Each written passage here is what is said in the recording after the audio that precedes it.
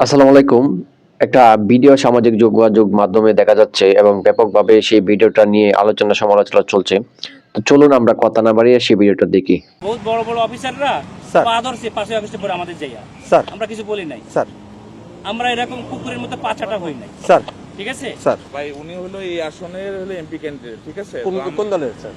জামাত ইসলামী। জামাত ইসলামী। বুঝতে পারছি স্যার, আমাদের ক্যান্টনমেন্টের নিরাপত্তার সাথে ক্যান্টনমেন্টের গানে না না, আপনারা তো ওখানে গান নিয়ে বসে আছেন, আপনারা জিব্বা দিয়ে চাইতে ফেলতেছেন তারিখ জিয়ার জন্য। আপনি তো একদম- আমরা কেন চাইতে পারবো না? আমাদের তো সরকার স্যার অনুমোদন এটা দিয়েছে। আমাকে বলে তো ইয়ে হবে না আমরা স্যার। অফিসারের সঙ্গে কথা বলবো। যে স্যার এটা স্যার আপনি এই হিসেবে আপনারা দেশটাকে পরিকল্পিতভাবে ধ্বংসের দিকে নিয়ে যাচ্ছেন, আবার পরিকল্পিতভাবে ধ্বংস করতেছেন আপনারা। দিস ইজ টোটালি দেশটাকে টোটালি সেনাবাহিনী কিছু অফিসার স্যার, আমি আপনাদের তো যাওয়া নিষেধ করি না, স্যার। হচ্ছে বাংলাদেশের সেনাবাহিনীকে আপনারা বিতর্কিত করতেছে সরাসরি ডিসক্রিমিনেশন করতেছেন আপনি, ঠিক আছে? একেবারে সরে। আমি পরিবেশ সেনা প্রধানের সঙ্গে কথা বলবো। আপনি না তার স্যার সাথে কথা বলে দেন, আপনারা এখানে দায়িত্বে। বলতে পারেন স্যার, হ্যাঁ, সমস্যা আপনি নেই কথা স্যার। বলে দেন। কিন্তু আমার গাড়ি আটকে রাখবেন কেন আপনারা? আমি তো স্যার আপনাকে না না, আপনি তো আটকে রাখছেন।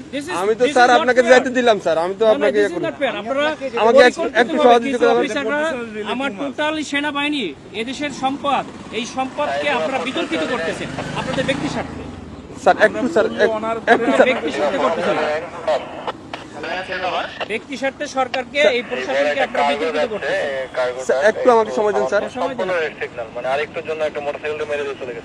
এটা ডিসঅ্যাপয়েন্টিং সিচুয়েশন করে সারা দেশে। সারা দেশে খুব তাড়াতাড়ি আপনাদের জন্য দেশটা বিশৃঙ্খলা হবে। পুরো দেশটাই বিশৃঙ্খলা করতেছেন আপনারা।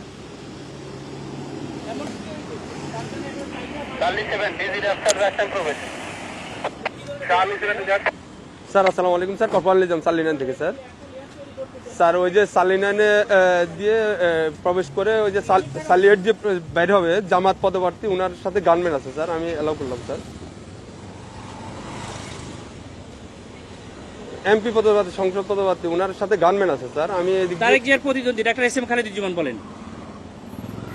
স্যার ওই যে বলেন তারেক জিয়ার প্রতিদ্বন্দ্বী 17 আসনের স্যার অন্যতম ওইটাই উনাকে candidate। বললাম স্যার, উনি আমার সাথে আমার সঙ্গে একটু কথা বলে দেন।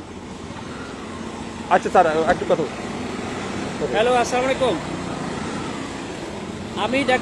আমি doctor S M Khaleduzzaman, Dhaka 17 আসনের জামাত ইসলামীর না, কিন্তু আপনারা তো তারেক জিয়ার জন্য জিব্বা দিয়ে রাস্তা পরিষ্কার করে ফেলতেছেন, তাহলে আমাকে কেন দিবেন না?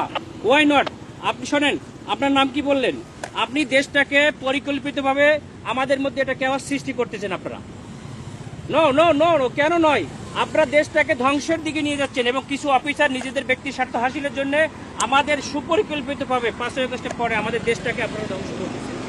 আমাদের দেশটাকে পুরো ধ্বংসের দিকে নিয়ে যাচ্ছেন আপনারা। আমি সেনা প্রধানের কাছে এটা কমপ্লেইন করতে চাই। আপনাদের অফিসারের সঙ্গে আমি কথা বলতে চাই। রয়েছে স্যার, বডি ক্যামেরা অন আছে স্যার। আমাদেরকে নিরাপত্তা দিচ্ছে, আমাদেরকে নির্বাচন কমিশন থেকে নিরাপত্তার জন্য দিচ্ছে গানম্যান, আবার আপনি আমাকে যাইতে দেবেন না কেন? স্যার আসসালামু আলাইকুম স্যার। অত্যন্ত সুপরিকল্পিতভাবে আমাদের দেশটাকে ধ্বংস করা হচ্ছে, খুবই পরিকল্পিতভাবে। স্যার বলছি স্যার স্যার স্যার স্যার আমরা এটা নির্বাচন কমিশনকেও জানাতে হবে। স্যার তোমরা আসসালামু ভিডিও আলাইকুম করো, স্যার। আমাদের গাড়িতে আটকেছে, তোমরা ভিডিও করো। এটা ভিডিও করো যে আমাদের গাড়িটা এখানে স্যার যেতে সরি না। স্যার, এখানে ক্যামেরাম্যান ভিডিও করা যাবে না কেন স্যার। আপনারা তো ভিডিও করছেন কেন? আমরা তো কেন এই অধিকার আছে স্যার। জিনিসটা কেন আপনার করবেন? এটা- আপনারা আপনার দেশটাকে এটা আপনারা দেশটাকে আপনার যে কোনো- পরিকল্পিতভাবে কেন ধ্বংসের দিকে নিয়ে যাচ্ছেন বাবা? স্যার, বুঝতে অনেক পারছি মানুষ স্যার, রক্ত আমি দিয়েছে, আপনার কথা বুঝতে অনেক পারছি স্যার। মানুষ রক্ত দিয়েছে। তো প্রিয় দর্শক, আপনারা চাইলে এই পুরো ভিডিওটা ইউটিউবে দেখে নিতে পারেন। যাই হোক, আমি আমার অংশটুকু দেখালাম।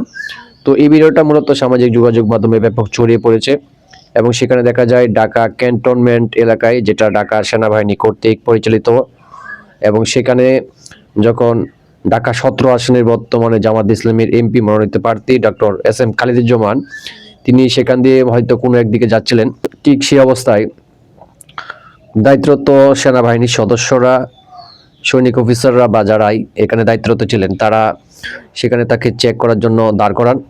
এমত অবস্থায় তার সাথে নির্বাচনী কমিশনের পক্ষ থেকে যে প্রার্থীদের নিরাপত্তার জন্য গানম্যান দেওয়া হয়েছে, সেই গানম্যানকে তারা দেখতে পান এবং তারা বলেন যে এই সেনাবাহিনী এরিয়ায়, ক্যান্টনমেন্ট এরিয়ায় বিভিন্ন নিয়ম শৃঙ্খলা কঠোরভাবে তাদেরকে মেনে চলতে হয়, বেসামরিক জনগণকে। তো তারই পরিপ্রেক্ষিতে ডক্টর এস এম খালেদুজ্জামানকে সেনাবাহিনীর যে দায়িত্বরত ব্যক্তিরা আছেন তারা প্রশ্ন করে যে গানম্যান নিয়ে সেখানে যাওয়া যাবে না, বা গানম্যান যেহেতু আছে সেটার জন্য অবশ্যই ঊর্ধ্বতন কর্তৃপক্ষের সাথে কথা বলতে হবে।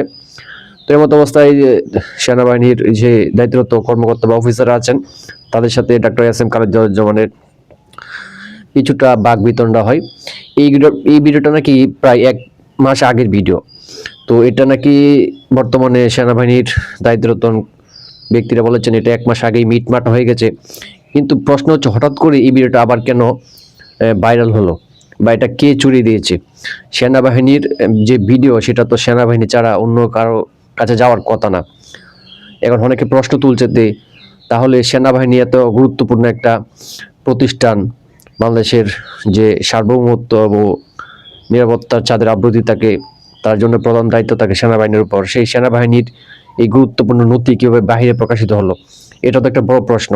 এবং এই বিষয়টা তো 1 মাস আগে মিটে গেছে, তাহলে এটা নিয়ে এত বেশি কিছু তুলকালাম হচ্ছে কেন? তাহলে এটা কি তৃতীয় পক্ষ ভিডিওটি নিয়ে ষড়যন্ত্র করছে? এবং এটির জন্য ডক্টর এস এম খালেদুজ্জামান আগেই ক্ষমা প্রার্থী হয়েছেন, দুঃখ প্রকাশ করেছেন, ইদানিংও তিনি দুঃখ প্রকাশ করেছেন। তাহলে আমরা বিভিন্ন বিষয় বলতে পারি যে বাংলাদেশের যে বিভিন্ন ব্যক্তির দ্বারা বিভিন্নভাবে আইন এক একজনের জন্য এক এক রকম হয়ে থাকে।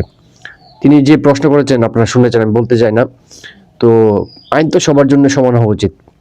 এবং আমরা শুনেছি মিডিয়াতে যে 5ই আগস্টের পর নাকি এখানে অনেক নেতাকর্মীকে আশ্রয় দিয়ে চলে সেনাবাহিনী, তো তাদের ব্যাপারে তো কোনো কিছু প্রকাশিত হয়নি। এবং আরও কথা আছে সেটাও তো তারা প্রকাশ করেনি। তাহলে এই ব্যক্তির সাথে এরকমটা হয়েছে সেটা তো দ্বিচারিতা, উনি এরকমটা বলছে আর কি। এটা স্বাভাবিক, এটা তো আসলে যারা বোঝে এটা তো অবশ্যই দ্বিচারিতা। তো আইন তো মনে হয় সবার জন্য সমান হওয়া উচিত। যাই হোক, বিষয়টা মিটমাট হয়ে গেছে এবং এরকম ধরনের কর্মকাণ্ডকারী গোটা উভয় পক্ষের জন্য ক্ষতিকারক। তারা বাংলাদেশের পরিচিত ব্যক্তি এবং বাংলাদেশের সেনাবাহিনী বাংলাদেশের একটি গুরুত্বপূর্ণ দায়িত্বরত হারাদার বা যেটাই বলি না করো, সার্বভৌমত্বের যে রক্ষার এটা হচ্ছে সেনাবাহিনী। তো ভিডিওটা আশা করি আপনাদের কাছে ভালো লেগেছে। অবশ্যই কমেন্ট করতে পারেন আপনার কোনো মতামত থাকলে। ধন্যবাদ।